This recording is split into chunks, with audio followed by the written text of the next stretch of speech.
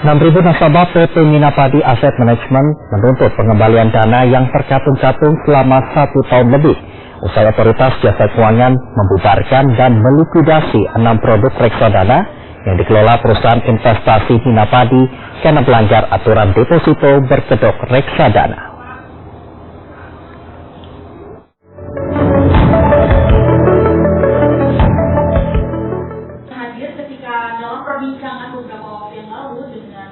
Pembubaran dan likuidasi 6 produk reksadana yang dikelola perusahaan investasi PT Minapadi Asset Management pada 21 November 2019 lalu menyisakan persoalan. 6.000 nasabah Minapadi menagih pengembalian dana yang terendap akibat pembubaran dan likuidasi 6 reksadana Minapadi oleh otoritas jasa keuangan.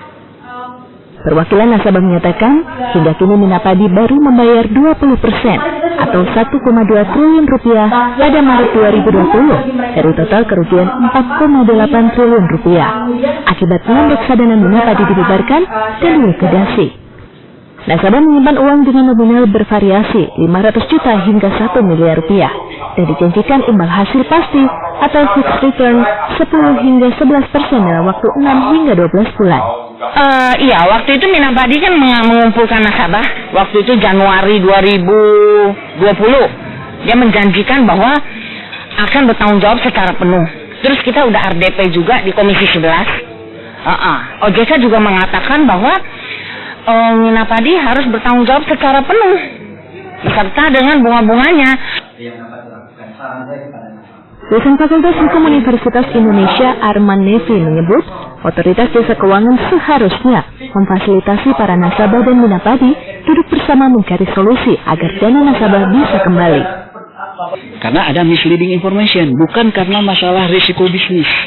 Kalau risiko bisnis itu nggak bisa ngapain nasabah, itu udah dia menanggung. Tapi karena di awal sudah ada janji yang menyalahi konsep-konsep reksadana, itu misleading information.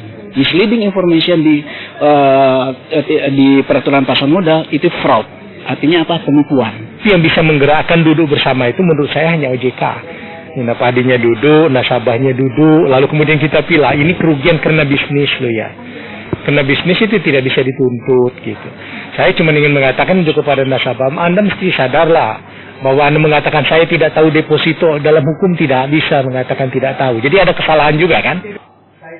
Sebelumnya, hasil investigasi Otoritas Jasa Keuangan pada Oktober 2019 lalu menyebut Minapadi melanggar aturan investasi karena penjualan produk reksadana yang menjanjikan imbal hasil pasti, serta menjual produk investasi berbasis jual beli kembali alias gadai.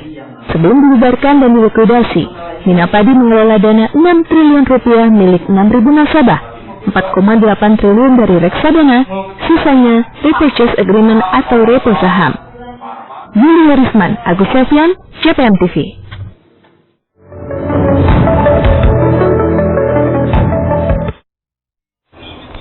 Informasi lain, pemerintah saat ini merencanakan untuk menaikkan tarif pajak pertambahan nilai menjadi 12% bagi 13 jenis barang dan jasa, salah satunya sembako. Kebijakan ini menuai pro dan kontra sebab belum juga pulih dari dampak wabah. Pemerintah justru bersiap menetapkan aturan pajak yang dinilai membebani rakyat.